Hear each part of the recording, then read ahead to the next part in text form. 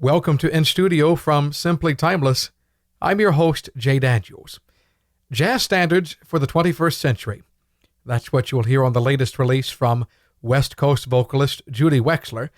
Her album is called Crowded Heart, and it's the fifth release since her first recording in 2005. Judy recently spoke with me about the album and some of her own inspirations leading up to this point. You know, my father was big on Benny Goodman, and he was very musical. He had a lot of records and would play big band albums, including Benny Goodman, also Frank Sinatra, Ella, Sarah. So I think early on, when I was quite young, that's how I was initially exposed to that kind of jazz music, which, of course, was popular music in my parents' day. And they loved to dance, so they would put on this music, big band music, and dance around the living room, which was, you know, any kid wants to see their parents doing that. So that was, I think, where it started. And then from the age of 5, I took piano lessons. So I grew up just studying piano, and that continued into college when I was studying classical piano quite intensely. And then for some reason I wanted to study jazz piano. Talk about a transition. Yeah, I mean, so I actually remember the first lesson. The teacher just laid the lead sheet for Maiden Voyage, Herbie Hancock's Maiden Voyage, and said, "Okay, play it." And I remember saying, I have no idea what this is. You know, I unless all the notes are laid out for me, I have no clue. So that, I knew I was interested at that point, but it wasn't until a few years later, I moved to San Francisco and met my future husband. And we moved in together. This was in the 70s, and we moved in together. It was in North Beach, just a few blocks up the hill from Keystone Corner, which was Todd Barkin's very famous jazz club with all the greats coming through. And he would take me there all the time. So we saw so many jazz greats. And that, I think, just sealed the deal, where I just became a huge fan at that point. And you've not only been a jazz pianist, but also primarily a jazz vocalist. Is that right? Yes. I mean, I would never say that I was ever a jazz pianist. In fact, I quit studying piano altogether quite a few years ago, maybe even 20 years ago. I just stopped. But I had been studying pretty intensely with an incredible jazz pianist, Terry Trotter, for several years. And at some point, I just thought, you know, I really should have started this kind of study at the age of 5, because I'm never going to get where I want to go, which was to accompany myself like Blossom did and like Shirley Horn. So I just quit and focused on singing, and it was a good decision because now I get to play with fantastic jazz pianists. So it worked out. Yes, you do. And I'm thinking about your longtime collaborator, Alan Pasqua, which we'll talk about him in just a few moments. Oh, he's a legend. Great piano player. I love his recordings. You know, you think about your own vocal technique, and you always want to try to produce your own voice when you record, when you perform live on stage. But certainly there have been some other artists, some other vocalists along the way that have inspired you. Absolutely. I would say now I'm a big fan of Carmen McRae. I think she's just one of the best and so interesting. And, you know, of course, I love Sarah Vaughan and Ella Fitzgerald. I think my main inspiration was Irene Krall and also Shirley Horn, her use of space, and Blossom Dearie. And she was very special also for her choice of material. So she was quite interesting with her repertoire beyond her singing, which was unique. But I think those singers were the main influence for me. So when you were younger, you said you started out as a classical pianist, then a jazz pianist, and then you realized that singing was really where you wanted to go. When did this singing of yours, when did it become something that would eventually be your career? I started very late in life because I was pursuing an acting career prior to focusing on singing. So I spent a good part of my early years in theater and doing some TV and things like that. And it really wasn't until 20 years ago, 1999, that I began having gigs. That was my first gig in 1999, my first jazz gig. And I think I had always been interested in kind of outside of the box kind of song selection, not just doing standards, but it was around that time. In fact, it might have been maybe the year before. I was working at the Sundance Film Festival in Los Angeles office, and the director of the festival knew that I was interested in jazz singing, and he actually suggested some singers to listen to. I remember he suggested Betty Roche, whom I had never heard of, and he also, I think his father was an arranger, and he made the point to me of, what you need to do that's essential is get really great arrangements of whatever you're working on. So at that point, I knew, based on his advice, that I knew it was important to hook up with some very good arrangers and good accompanists for vocalists. So that's what I did. So I think my early goals were to, because when you first start singing, you've got to have a repertoire. So the first goal was to gather enough interesting songs and have them arranged in an interesting way. So that those were the early goals. When you think about some of your own goals, where you were starting out, surely some of your own life experiences also helped to shape your artistry. Absolutely. As I mentioned, I was an actress.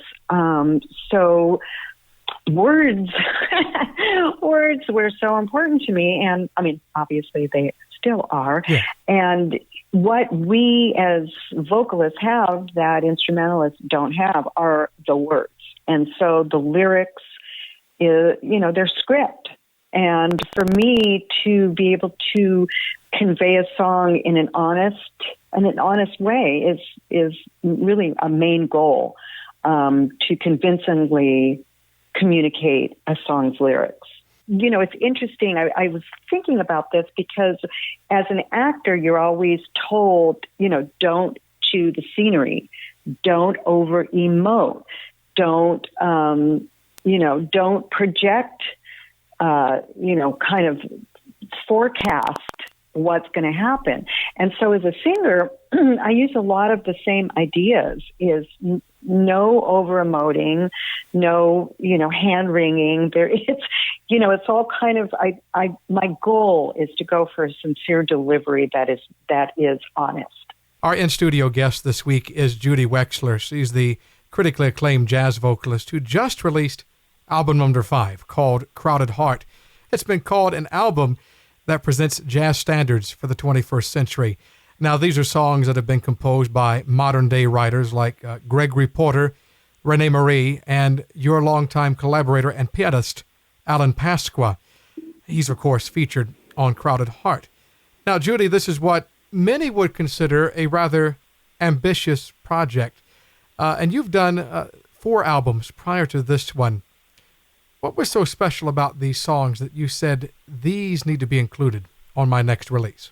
I started out when I knew that I wanted to record another album, I had 2 songs that I knew I wanted to record. One was written by my friend, the great Danish singer and songwriter Sina E, called Crowded Heart, to me, that sounded like a standard, but I didn't have the concept yet, but I loved the song. And the other one was written by Alan Broadbent and Georgia Mancio, called The Last Goodbye. And I thought those were two excellent modern jazz compositions. And when I looked at them, I thought, wow, both of these songs feel like standards to me. They have memorable melodies with interesting intervals. They have excellent lyrics that tell a great story. Both of them happen to be sad, but one, Crowded Heart, is about breaking up with a married man with whom she's having an affair, and The Last Goodbye is about a woman going by a house and remembering the love that used to be there that isn't there anymore. So, they're both sad songs, but they both were constructed in a way that they sounded like standards. And so I thought, well, why not do a whole album like this? So that's what I did. For me, it was only ambitious in that it took so long to find the tunes. Sure. You know what I mean? So, that itself was a process because it took literally 1 year to find all the tunes. And I asked so many songwriters. I asked Bob Dorough, when he was still alive, and so many people sent me their music. And oddly enough, to find something that sounds actually like a standard is very difficult. It's not, and so I had so much more. I always had appreciation, of course, for the Great American Songbook, but I had so much more appreciation after this process because it's so not easy to write a song like that. Oh, yeah. Well, Julie, let me ask you a question. You use the phrase, these songs sound like a standard. So in your opinion, and again, this is purely speculative, but in your opinion, what makes a song sound like a standard? Well, as I mentioned before, I think, first of all, you have to have an interesting melody that is memorable. A lot of modern songs have more or less meandering melodies. So I'm not saying they have to be hooky, but there is somewhat of that hook element in the songs. And also the lyrics, we talked about storytelling before. The lyrics have to tell a story, and they have to be intelligent and tell a story that people can relate to. So I think when you have all of those elements combined, then there's a good chance you can have a song that people will remember. It's interesting because I consulted with the noted jazz historian, jazz journalist Ted Gioia when I was first working on the concept, and I asked his advice, and he said, a song becomes a standard when people record it. So that's what I decided to do. I said, I have identified these timeless, what I feel are timeless modern jazz compositions. I want to bring them into the light and encourage other singers to hopefully record them and actually make them standards, because the more people record them, the more they will be standards. I always have the trouble when I'm putting together each week's show for Simply Timeless. I always want to go with what is familiar and what I know will work. The popular songs that people have been singing for decade after decade. And I do get a lot of new original projects. And even with yours, I have to look at it and say, should we play new songs? Is it something that's going to work with our audience? And it really is, I guess for us, we look at it as taking a risk on, quote, new material, something that has not been tried and true. When you were going into this project, did you have some of those same thoughts as opposed to, is this taking a risk? Is this something that's going to work with the audience? Oh, absolutely.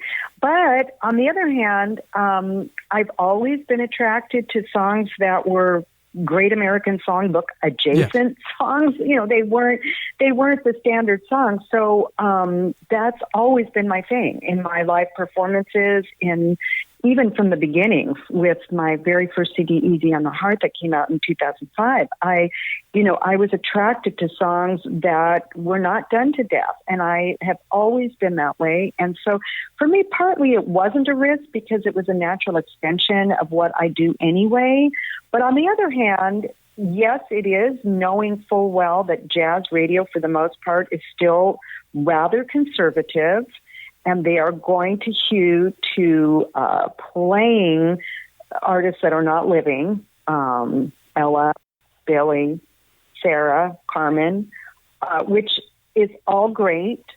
But, my personal hope is that jazz radio will embrace, first of all, new artists, living artists, and music and compositions that they may be introducing the audience to, rather than just saying, "Oh, here's Body and Soul. Here's the 5 millionth recording of that song." Right. But the other thing was that there's not one swinger on this album, right. So that was also a risk, and I knew that. But in a way, swing is, I don't want to say it's old fashioned because it's here to stay. It'll always, but the more modern sound is, even eighths and bossa rhythms and things like that. Right. So, definitely risky. And I was listening to the release just before our interview today, and there are a number of interesting rhythms, ones that, they fall very nicely on the ear, especially the bossa nova rhythm that you mentioned. And there are very modern chord progressions. It's not just, a C to an F to a G back to a C. Yeah, that's Alan Pasqua. That's the beauty of him, is his use of space in his harmonic concept, which is, I will say, it is unique. Yes. And it pricks up my ears, and I find what he does so interesting. Each of the players on this, from the arrangements to the melody to the vocals, everything complements each other. The band, your own delivery, is working together as a whole. And we were talking earlier about how did you feel that this album would be received. And again, I don't believe that you should always limit the success or non-success of an album to numbers of record sales or what have you. But I would say this. This album has done very well with listeners all around the world. In fact, I was looking at some of the numbers. It peaked at number 1 on both Amazon and iTunes. You've recorded 4 albums previously. Your name is very well known, and I know that you consider yourself a talented artist, and it shows in your work. But when you see that the fruits of your labor are producing things like that, as a person and as an artist who is continuing to improve on their craft, what is your initial reaction to seeing that sort of response to your work? So the results in Amazon and also Billboard, it also charted at number 7 on Billboard's traditional jazz albums chart. But that, I would say, just very honestly, is due to the NPR Weekend Edition interview. So a lot of the exposure, the initial exposure, because I was interviewed by Susan Stamberg on NPR Weekend Edition, and basically the week after it was released. And so the exposure to basically the country, because it's played nationwide, to the music that, there's a broad spectrum of people. They're not necessarily jazz listeners. They're just NPR listeners and culture appreciators who found the music that she played in the background appealing enough to buy the album. So to me, that's a great sign. They don't know. Nobody knows. Even the jazz listeners probably weren't familiar with these songs, but they liked them. They liked what they heard, and they weren't even necessarily identified on the air. So, just the fact that people bought the album because of that was very gratifying. And also, I should say, because I did sell out all of my CDs on my initial run. So that, the trend kind of continued for a couple of months after the interview. I kept having sales and some international sales. And so it's all very gratifying. And I just want to put in there that I think artists should keep making CDs, even though people don't have CD players in their car, new cars anymore. I think that is the way you can recoup some of the expense of making the album, is through CD sales. And people still do buy CDs. So with this being your fifth album, you've certainly gained insight from each of your projects over the past 15 years, I believe it's been, since you released the first. What insight have you specifically gained from working on Crowded Heart? And how would you apply that to your future projects?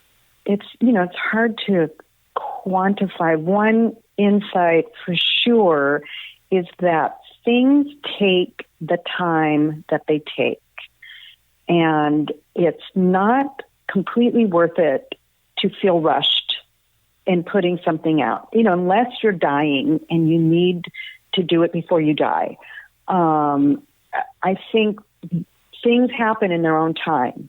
And with this one, it probably was a process of 2 years from start to finish, almost 2 years. And that feels like a very long time. And I'm a very impatient person to begin with. But that's just one thing. It's like, don't rush. No need to hurry up. So that's one thing. Beyond that, I don't actually know. Sure. I'm sure I have some insights, but I just don't, I don't know. Will you call us back when you have that insight? Yeah, sure. I think a lot of songwriters, a songwriter lives to have other people record their songs.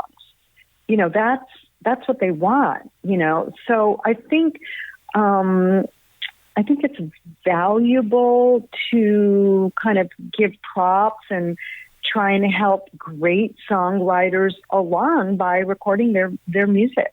It helps you because you're recording a great song that maybe is a little outside.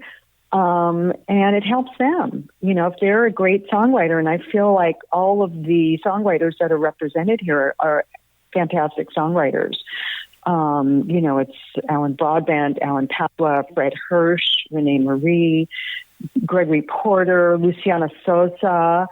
And, some people I've been able to get into conversation with who I didn't have a connection with before. And that's very meaningful to me, to have a connection with Renee Marie, who is one of my very, very favorite jazz singers around, and to be able to record something by my friend Sina E., who is also one of the finest jazz singers in the world. So, I just felt that was meaningful for me. You were talking about promoting this album, sharing it with others, not only in the States, but around the world. And incidentally, you're coming to our corner of the world in just a few days in September. You have 2 shows in New York City. Tell us about the shows, where we can hear you, and also who's coming with you. Thanks, Jay. So much for mentioning. I am performing at Catano, Jazz at Catano in New York City. It's on Park Avenue. It's a very well-known venue, and I will be there Friday, September 20th. It's a CD release for Crowded Heart, and accompanying me will be Mark Soskin, who's a fantastic pianist whom I've worked with many times before. And for your listeners may not know that he was Sonny Rollins' pianist off and on for the last 40 years. So he's very special, and Bill Mooring on bass, and I've also worked with him quite a bit, and we've done some touring together, and Anthony Pinciotti on drums. And so that I think it'll be a great show. It's I will be singing all of the music from the CD and some other favorite selections from prior albums. Also, I will be the following night, Saturday, September 21st, at Maureen's Jazz Cellar in Nyack, New York, which is, I've been told, it's about 30 miles north. And it's a very intimate club. I hope if you have listeners in that area that they'll come see us, because we have a very fun show planned. And the drummer for that one is Tim Horner, whom I've also played with. So I expect to have a very fun time, and I hope to see a lot of New York friends. One last question for you. I know that we have picked your brain on many topics today, but one last question, and answer it as you feel best. Why music? Well, life isn't worth living without music, in my opinion. And especially considering the climate of the world right now, literally and figuratively. When I do my shows now, what I think about is trying to make people forget all the troubles of the world for 2 hours. So that is, music brings us solace, beauty, joy, excitement. Music provides all these things that you can bask in for whatever time you choose to listen and forget about what's going on out there. So it's just not worth living without music. Judy Wexler, our guest this week from In Studio. If you'd like to attend one of her New York shows, visit her website, judywexler.com, for more information. We'll hope to see you there. Until next time, I'm Jay Daniels, thanking you for joining us in studio.